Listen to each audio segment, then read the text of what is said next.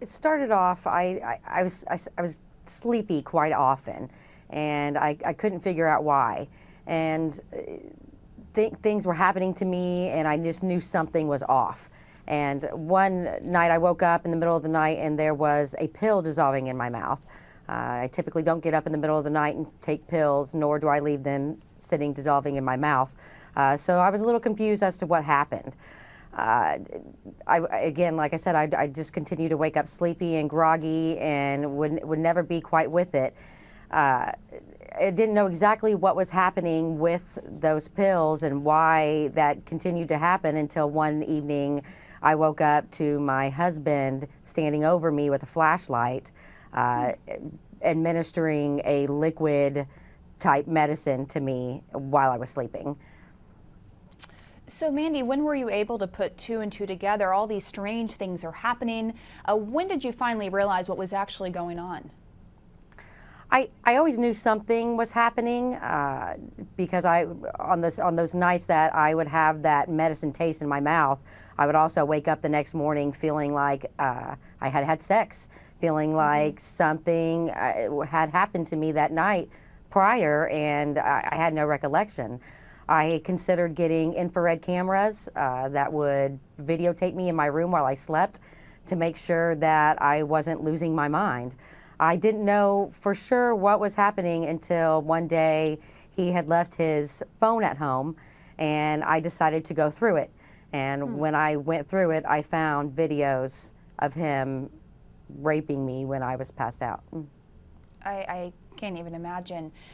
That email that he sent you after you confronted him, he said, "You kept telling me to stop." So you had spoken to him about this. Here's the email right here. We put it up on the screen for you. You were telling him to stop what he was doing. Tell us about that.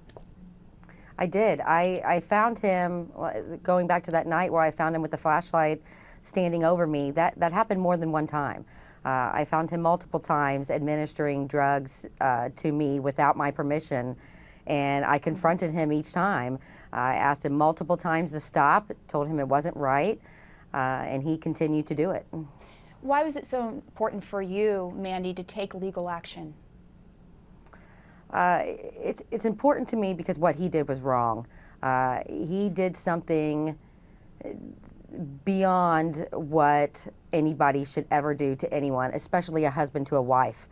I trusted him with every single ounce of trust that I had in my body, and he violated that trust in our own marital bed. It's important for me to seek justice for this, not only one because what he did was completely wrong and he deserves to spend many, many years behind bars, but two, also to give a voice to other women who have been through the same thing. I know I'm not the only one out there that has had this done to them, and I want women to know that there are other women out there that this has happened to, and they shouldn't be ashamed to come forward as well. Mandy, you mentioned you wanted him to spend many, many years behind bars based on the sentence that he was given. That's not going to happen. What was your reaction when his sentence was announced? And not only that, but when the judge told you should forgive your husband? I was flabbergasted.